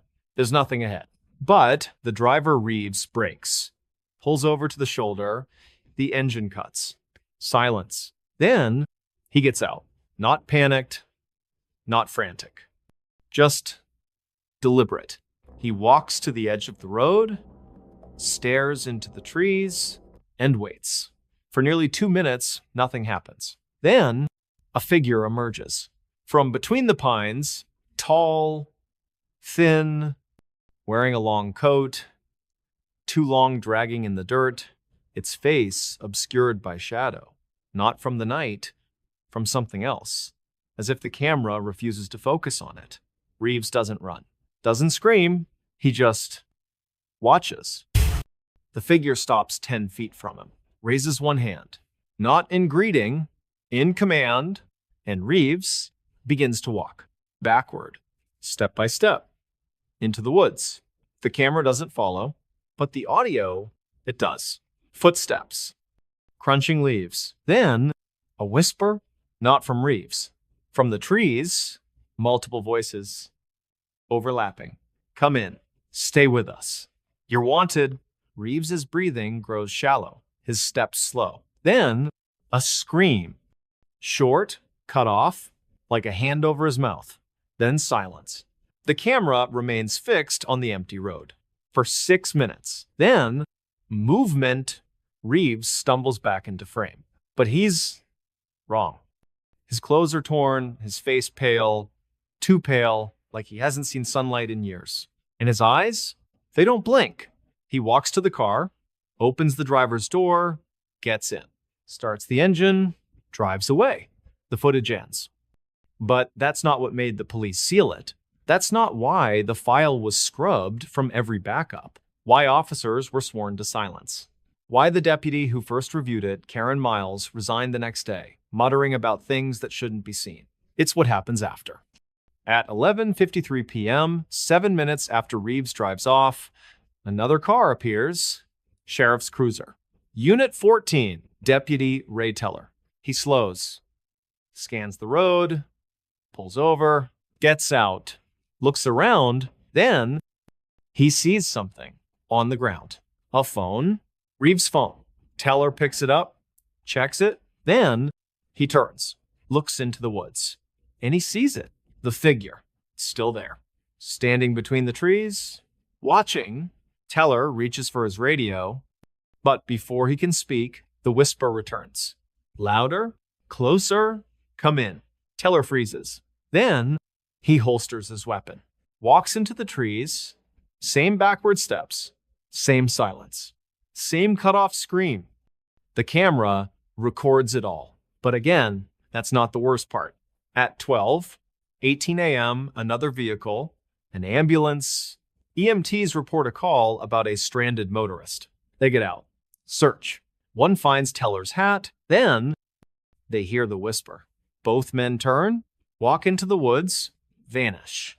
The camera keeps rolling. Now, for the next hour, car after car, a state trooper, a tow truck, a couple pulled over to argue. Every time, the same pattern. They arrive. They see something. They walk into the trees. Backward, quiet, gone. By 2-3 a.m., 7 vehicles are parked on the shoulder, engines running, doors open. No one returns. Then, the final entry, a black SUV. No plates. It stops. A man gets out, wearing a long coat, face hidden. He walks to the camera, looks up, and for the first time, the lens focuses. His face is Reeves's, but wrong, stretched, empty, smiling. He reaches up, unscrews the camera, turns it toward the trees, and for the last 30 seconds, it shows what's inside. Not a forest, not a trail, a space, endless, walls of black stone, and rows, hundreds of people standing, facing the camera, all wearing long coats, all pale, all barefoot, all with the same dead eyes. And in the front, Deputy Teller, the EMTs, the trooper, the tow truck driver, all of them smiling as if they've been waiting. And behind them, figures, tall, faceless, watching. Then the screen cuts to black, text appears, white, centered. They're still recording. The file was removed within hours. The server wiped. The camera found the next day, smashed, buried under leaves. But the footage? It spread. In whispers. In dark forums. In encrypted messages. People claimed to have seen it. Some said they watched it once. Others said they couldn't stop. Played it every night. And then they disappeared. No reports. No searches. Just gone. And in their homes. Left behind. A single device. Phone. Laptop. Tablet. Screen cracked. Battery dead. But if you plug it in, it boots. And plays the video. From the beginning. Even if you delete it. Even if you burn the device. It comes back. Because the footage isn't just a recording. It's a doorway. And every time it's played, it pulls someone else in. So if you find a file online, unmarked, grainy, green tinted, with a timestamp of 11:17 p.m., don't open it. Don't download it. Don't even look at the thumbnail. Because once you see the man in the long coat, you'll start hearing the whisper in your walls, in your dreams, in the silence between heartbeats. Come in. And when you walk toward it, backward, quiet. You won't scream. You'll smile. Because you'll finally understand you were never meant to escape. You were meant to be seen, to be recorded, to be added to the footage. So the next time someone searches for real footage police never released, they'll find you too, standing in the dark, waiting, smiling. And the cycle continues. They shouldn't have opened it. It was buried beneath the old church on Chapel Ridge in the quiet town of Briars Hollow, West Virginia, a place where the mist never quite lifted and the trees leaned too close to the road as if eavesdropping on every whispered secret. The church had stood for over a century. Built in 1843 by a fire and brimstone preacher named Elias Crow, it was abandoned by 1972 after the last congregation vanished mid-sermon. No bodies, no notes, just empty pews, Bibles left open, and a single word scrawled in blood across the pulpit. It's awake. For decades, the building stood untouched. Boarded windows, sagging roof. A warning spray-painted across the door, "Do not enter." But in late October, a crew arrived. Historical preservation, funded by the state, tasked with restoring old landmarks before they crumbled into dust. Their leader, Daniel Reeves, was a structural engineer. Practical, logical, a man who believed in beams, not beliefs. "This place is just wood and time," he said, stepping over the threshold on a cold gray morning. Nothing supernatural about rot. With him were three others. Lena Pike, a young historian with a camera always around her neck. Ray Teller, a quiet electrician who never spoke unless spoken to. And Karen Miles, the team's medic ex-military, sharp eyes, sharper instincts. They began in the basement, a forgotten space sealed behind a rusted iron door. The hinges screamed when they forced it open. Dust rained down. The air that rushed out was thick, not musty, not moldy, alive. Like breathing in something that had been waiting. The room was small. Stone walls, dirt floor, no windows. And in the center, a box, not wood, not metal, something darker. Like petrified wood fused with bone. 6 feet long, 2 feet wide, carved with symbols no one recognized, and sealed with a chain-thick, blackened links wrapped 7 times around it. At the top, a single word, etched deep. Never. Lena stepped forward, camera clicking. "This wasn't on any blueprint," she said. "It's not supposed to be here."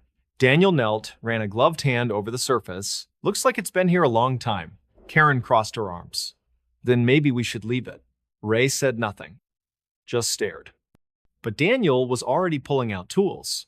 "We're documenting everything," he said. "This is part of the site. We open it." Karen's voice tightened. "Daniel, that word isn't a suggestion. It's a warning," Ray said, finally, "from people who knew." Daniel laughed. "And I'm sure they were perfectly rational." He cut the chain, one link at a time. The metal didn't break. It snapped, like dry twigs. And with the last link severed, the box breathed, a low, shuddering exhale from within. The air turned cold. Not winter cold. Dead cold. Lena's camera flashed once, twice, then died. The battery drained in seconds. Ray backed toward the door. "We need to leave. Now." But Daniel was already lifting the lid. It opened slowly. Too slowly, as if resisting. Inside, not a body. Not bones. Just cloth. Black. Tattered. Folded neatly. And beneath it, a book. Leather-bound. Pages yellowed. The cover bore no title. Daniel reached for it. Karen grabbed his arm. "Don't." But he pulled free. Opened it. The first page read, "He dreams beneath. If you wake him, the sky will forget how to hold light." Below it, a sketch. A face, too wide. Eyes too many. Mouth stitched shut. And beneath that, "Do not speak his name." Daniel flipped to the next page. Blank. Next, blank. Until page 44, a single sentence. "You have already spoken it." The lights in the basement flickered, then died. Only their headlamps remained. And in the sudden darkness, a sound. From the box, a whisper, not from the book. From inside the cloth, "Thank you." They ran up the stairs, through the church, out into the cold afternoon. They sealed the door behind them, called for backup, demanded the site be quarantined, but it was too late. That night, Lena woke to knocking. Not at her door. From under her bed, she looked. The floorboards were moving, bulging, as if something was pushing up from below. And from the gap, a hand. Pale, thin, fingers too long. She screamed, ran to the bathroom, locked the door, turned on the light, and in the mirror, she wasn't alone. Behind her, a figure, tall, dressed in black cloth, face stitched shut, smiling with its eyes. She turned, nothing. But the mirror still showed it, watching, waiting. She smashed it, fled the house, Never came back. Ray was next. He lived in a trailer at the edge of town. At 3:17 a.m., his power went out. Phone died. Radio static. Then, a voice. From the walls, "You let me in." He grabbed his rifle, fired at the wall. Plaster burst. Dust fell. And, from the hole, a thread. Black. Thick. Like the ones from the cloth. It moved. Crawled. Toward him. He ran outside. Into the woods. Search teams found his body 3 days later. Hanging from a tree. Not by rope. By threads. Wrapped around his neck, wrists, ankles. His eyes gone. Replaced with black cloth. Stitched shut. Daniel refused to believe it. "It's coincidence," he said, pacing his living room. "Stress. Grief. Mass hysteria." But then, the book appeared. On his coffee table, he hadn't taken it. Hadn't seen it since the church. Yet there it was. Open to a new page. "You called me. Now I call you." That night, he dreamed of the box, of the cloth unfolding, of something rising, not walking, unfolding like a flower made of shadow and bone. And in the dream, it spoke, not in words, in names, his mother's, his sister's, his first love, names it shouldn't know. And when he woke, his phone was ringing. Unknown number. He answered. Silence. Then, his own voice, whispering, "I'm in the walls." He tore the house apart, tore down drywall, cut into the floor, found nothing. But the voice kept coming. From the vents, from the pipes, from his head. And then, the knocking. Every night, from every wall, 3 knocks. Pause. 3 more. Like a heartbeat. Like a countdown. Karen was the last. She'd left town, drove to Oregon, changed her name. But on the 7th night after the box was opened, she woke in a room she didn't recognize. Stone walls. Dirt floor. The box open, the cloth gone. And above her, a crack in the ceiling, not rock. Sky. But wrong. No stars. No moon. Just endless black.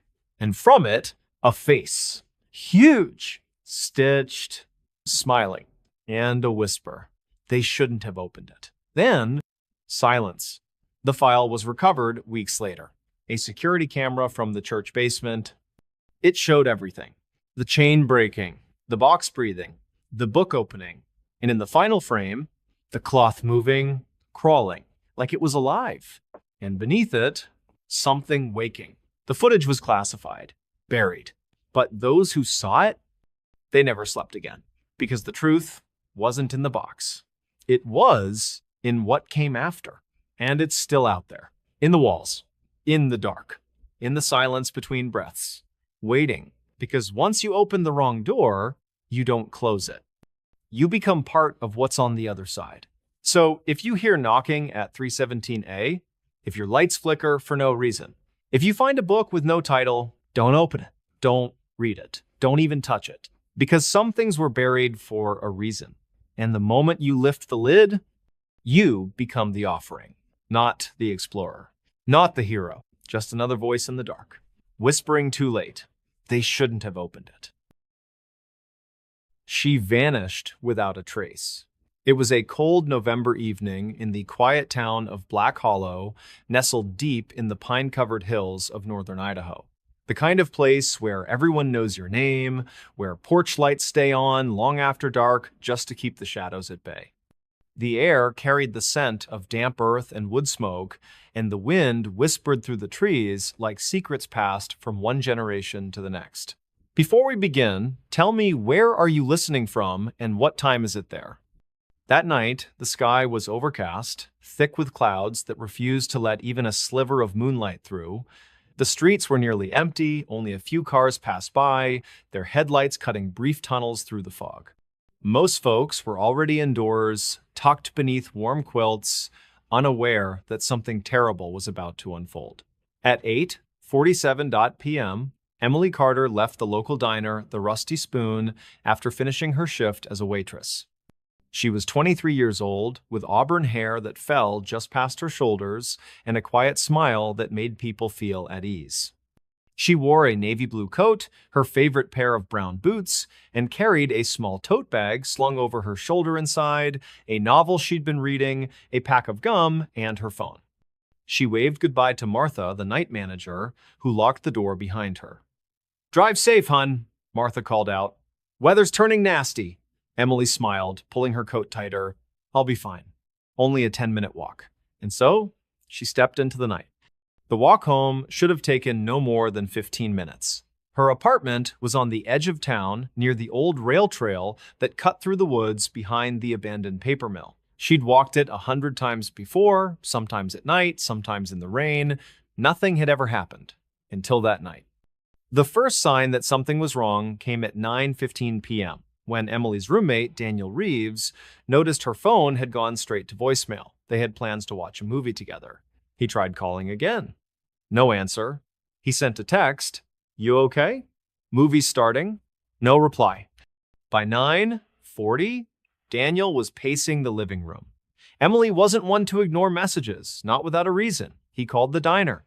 Martha confirmed she'd left on time. He checked the security camera footage from the diner's back door. It showed Emily stepping out, glancing left and right, then walking down the sidewalk toward the trail. The timestamp read 8:48 p.m., then nothing. No footage from any other cameras picked her up. No sightings, no calls, no texts. Daniel called the police at 10:03 p.m. Deputy Carl Henshaw arrived within 10 minutes. A tall man in his late 50s, with a weathered face and a voice that carried both kindness and authority, he listened carefully as Daniel explained. He reviewed the footage, asked about Emily's routine, her relationships, any recent stress. Daniel said she'd been in good spirits, maybe a little tired, but nothing unusual. They walked the route together, flashlights cutting through the fog. The trail was muddy, leaves slick with dew. Henshaw called out her name several times. Only silence answered. At the edge of the woods, near the rusted tracks of the old mill, they found something. A single boot, brown, worn at the heel, Emily's size. It lay just off the path, half buried in the leaves. No sign of struggle, no blood, no other belongings. Just the boot abandoned, as if she'd stepped out of it and kept walking barefoot into the trees. Henshaw radioed for backup. Search teams were assembled by midnight. Volunteers from the town, neighbors, co-workers, even strangers, grabbed flashlights, dogs, and thermal scanners. They combed the woods, the creek beds, the old mill building. They called her name until their voices grew hoarse. Nothing. The next morning, the entire county was on edge. Flyers with Emily's photo were taped to every lamppost, gas station, and grocery store window. Her face, soft, freckled, eyes bright with life, stared out from the pages of the local newspaper. "Have you seen this woman?" the headline read. But no one had. Not at the gas station on Route 9, not at the bus stop in town, not at the hospital, the shelters, or the interstate rest areas. Emily Carter had vanished. As the days passed, the search expanded. Helicopters scanned the treetops, drones hovered over the dense forest. Canine units tracked scent trails that always seemed to end in circles, as if whatever Emily had followed or whatever had taken her had doubled back, confused the trail on purpose. Then, on the fifth night, something strange happened. One of the search volunteers, an elderly man named Frank Dobbs, claimed he saw a figure standing at the edge of the woods near the mill. It was past midnight. He'd been checking trail markers when he noticed movement through the trees. "A woman," he said, wearing a blue coat, long hair, standing perfectly still. He called out. No answer. When he approached, the figure turned and walked deeper into the forest. Frank followed, but the underbrush was thick, and soon he lost sight of her. He found no footprints, no broken branches, nothing to suggest anyone had passed through. Still, he was certain it was her, he whispered to Deputy Henshaw the next morning. "I know it was." The deputy didn't dismiss him. Frank wasn't the type to imagine things. He'd lived in Black Hollow his whole life, knew every inch of those woods. And then 3 days later, another sighting. This time, it was a teenager biking home from a friend's house. He said he saw someone standing in the middle of the road just past the old railroad crossing. She was barefoot, wearing only a thin dress, even though the temperature had dropped below freezing. When he shone his bike light on her, she turned slowly, her face pale, eyes hollow, and pointed toward the trees. He pedaled away as fast as he could. When police arrived, they found tire tracks, bike skid marks, and a single footprint in the mud.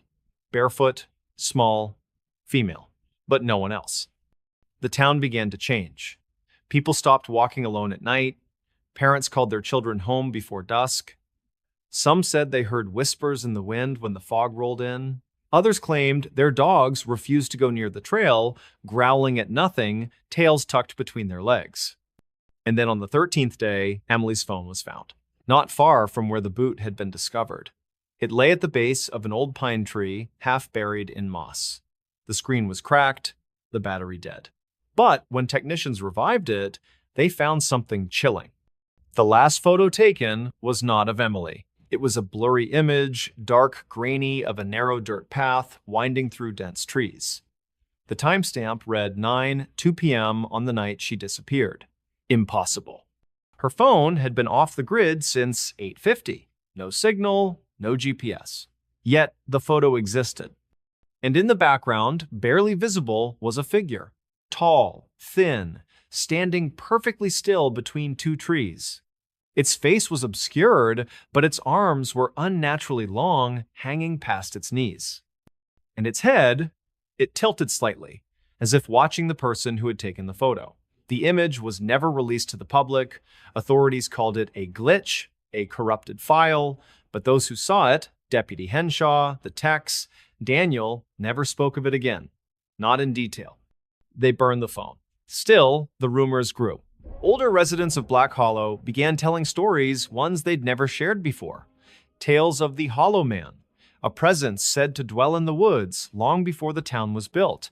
A watcher, a taker. It didn't kill, it didn't attack. It simply waited. And when someone walked the trail at the wrong time, with their mind distracted, their heart heavy, it called them, not with sound, but with silence, with stillness.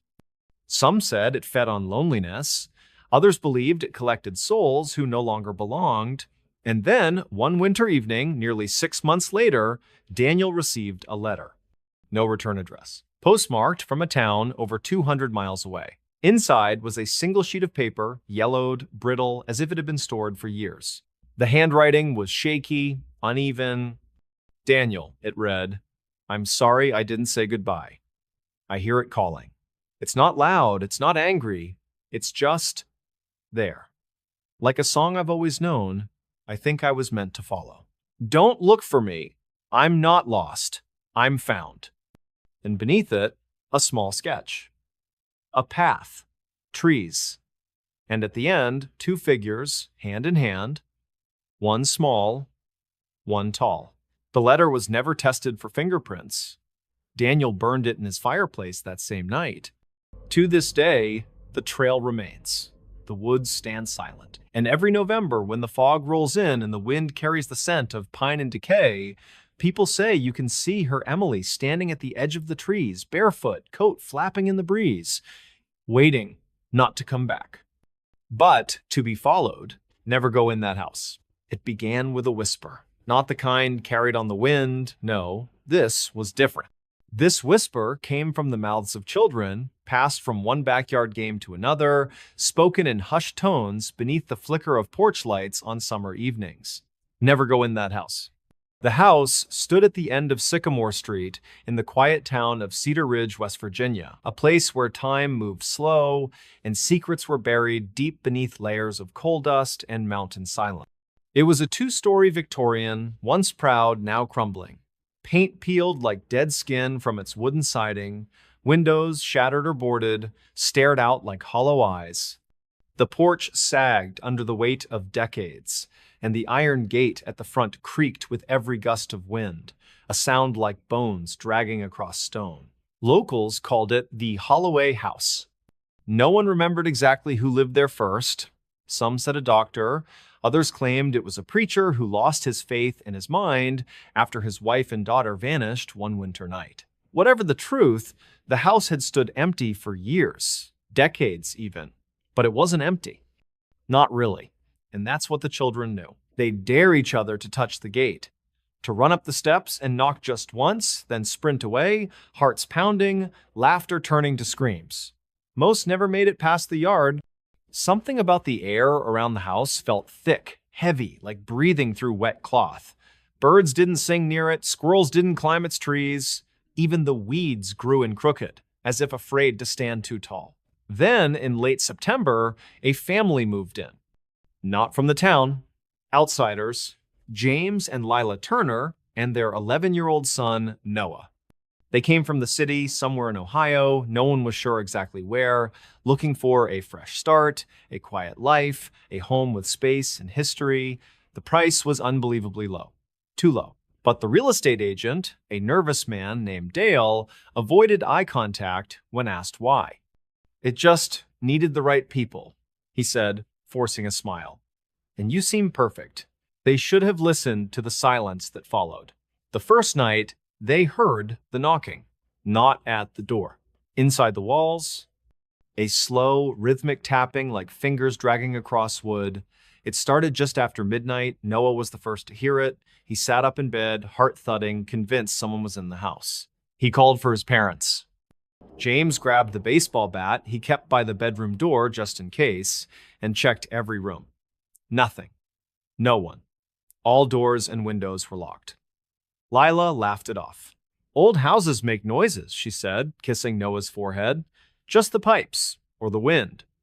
But the next night, the knocking came again. Louder, closer. And this time, it was answered from upstairs. A child's voice, singing, a nursery rhyme, off-key, slow. "Rockabye baby" on the treetop. Noah froze. He wasn't asleep. His parents weren't in the room. And the voice? It wasn't his. James stormed up the stairs, flashlight in one hand, phone in the other, ready to call the police. But the second floor was empty, dusty, cold. The floorboards groaned under his weight, but there was no one there. No sign of forced entry, no footprints, nothing. Yet the next morning, Noah found a small wooden horse at the foot of his bed. Carved from dark wood, chipped, one eye missing. He didn't own it, his parents had never seen it before, and when James asked the neighbors, an old woman named Mabel, her face went pale. That's one of hers," she whispered. "The little girl who lived here. Before. What happened to her?" Lila asked, voice trembling. Mabel looked away. "She never left." The Turners tried to stay rational.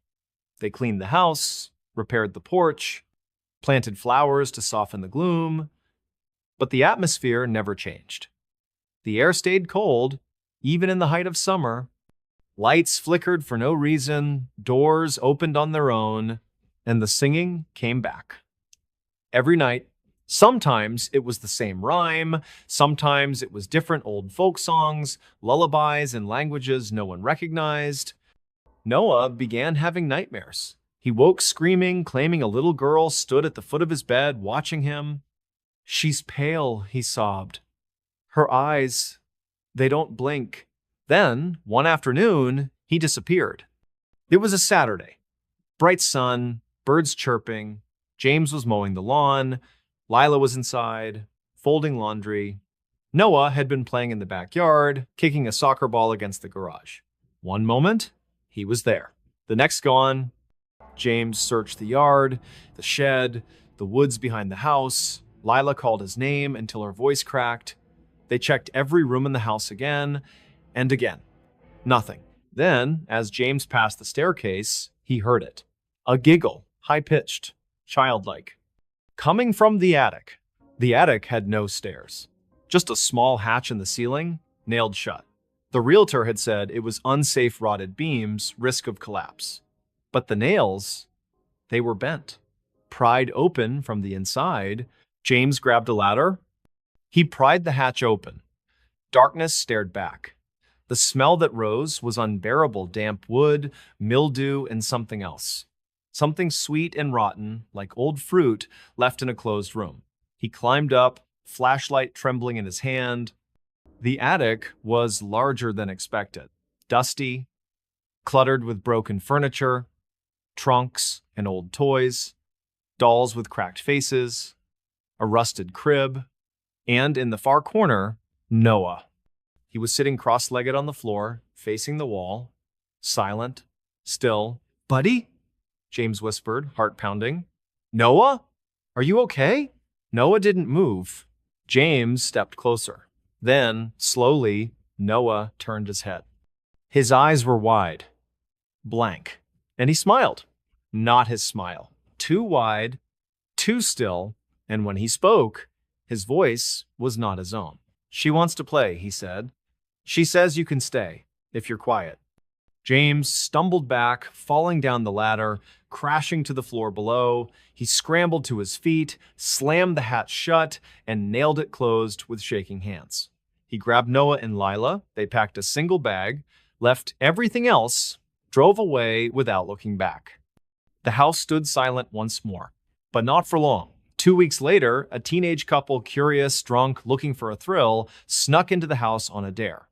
They brought a camcorder, hoping to film ghost evidence for YouTube. The footage was recovered a week later, found in the car, still recording. It showed them entering through a broken basement window, laughing, joking. Then, silence. The camera panned across the dusty living room, the stairs, the walls. Then, a whisper. "Come play." The camera turned. A little girl stood at the top of the stairs, barefoot, in a tattered white nightgown, hair long and matted. Her face was pale, her eyes black, depthless, locked onto the lens. One of the teens screamed. The camera dropped.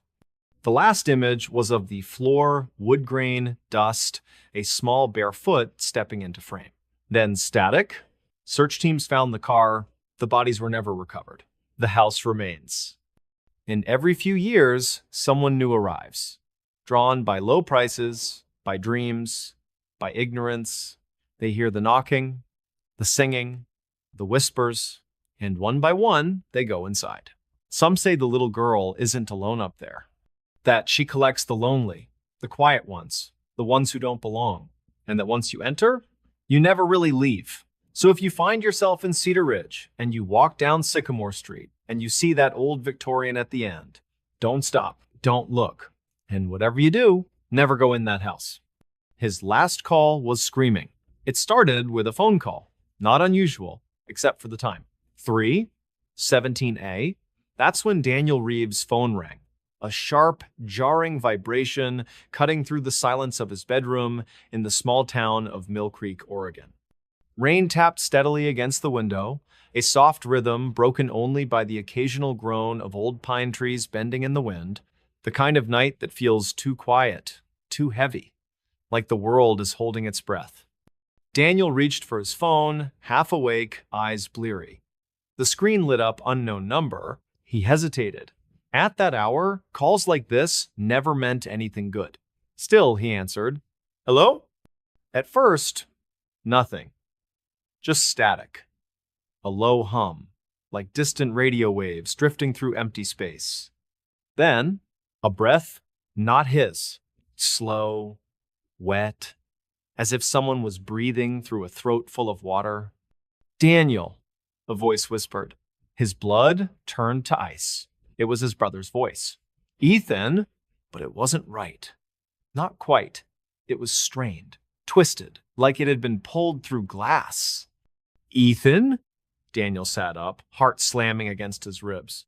"Ethan, is that you? Where are you?" Silence again, then a scream. Not loud at first. Just a gasp, a choked cry, then rising, climbing, tearing through the receiver like a blade. Raw. Desperate.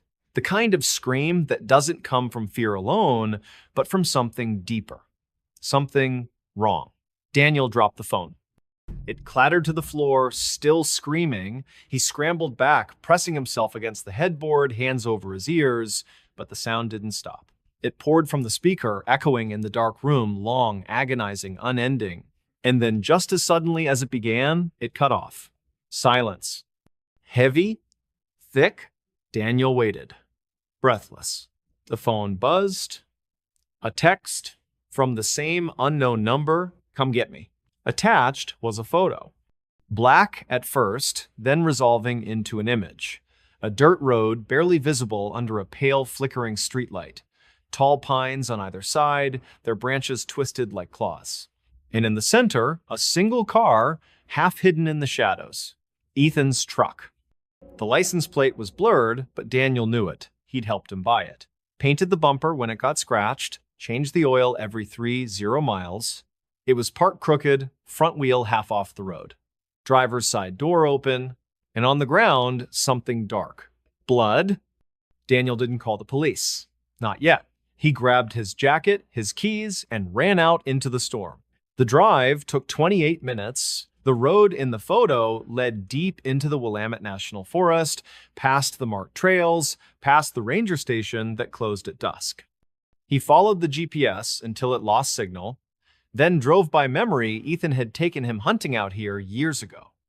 Deep woods, no cell service, no people, just silence. And then he saw it. The truck, exactly as in the photo. Door open, engine cold, keys still in the ignition. "Ethan!" Daniel called, voice cracking. "Ethan, where are you?" No answer. Only the wind, the rain, the creak of trees.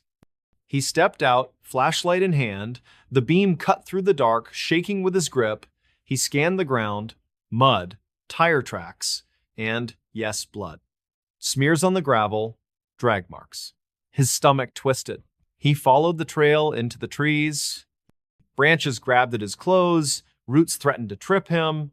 The deeper he went, the colder it got, unnaturally so. His breath fogged, even though it wasn't that kind of winter. Then light, faint, orange, firelight. Through the trees, a small clearing. And in the center, a campfire, burning low. And around it, 3 figures, sitting in silence. Daniel froze. They weren't moving, not breathing, just sitting. One in a hunting jacket, one in a flannel shirt, one in a hoodie, hood pulled up, and then the one in the hoodie turned, slowly, too slowly. Its head rotated a full 180 degrees, and where a face should have been, there was only shadow. Daniel stumbled back, flashlight falling from his hand. The beam spun, illuminating the others. They turned too, one by one, all facing him, all with no faces, just smooth, blank skin where eyes and mouths should be. He ran. Branches slashed his arms, roots caught his feet. He didn't look back. Couldn't. When he reached the truck, he dove inside, slammed the door, started the engine. Tires spun in the mud as he reversed, then peeled onto the road. He didn't stop until he reached the police station in Mill Creek. He burst through the door, soaked, shaking, babbling about Ethan, the call, the figures, the fire. Deputy Karen Miles listened, took notes, calmed him with coffee. Then she checked the system. No missing persons report for Ethan Reeves. No record of a truck matching the description being towed. No calls from an unknown number logged on Daniel's phone, except one made by him at 3:17 a.m. to his own voicemail. "What?" Daniel stared at her. "That's impossible. I didn't." She played the recording. His voice, calm, flat. "Ethan," he said, "come get me." Then screaming, his screaming, long, horrifying, exactly as he'd heard it. But he hadn't made that call. He knew he hadn't. Deputy Miles promised to send a team to the site at first light. Daniel waited in the lobby, wrapped in a blanket, staring at the floor. At 5:48 a.m., his phone rang again. Same number. He didn't answer. It rang, and rang, and rang. Finally, it stopped. Text. "You left me there." Another photo? This time, Daniel, standing in the clearing, back to the camera, facing the fire, surrounded by the 3 figures. Except He wasn't wearing the clothes he'd left in. He was wearing the hoodie, and his head, it was turned backward. Daniel screamed. He threw the phone. It shattered against the wall. Deputy Miles rushed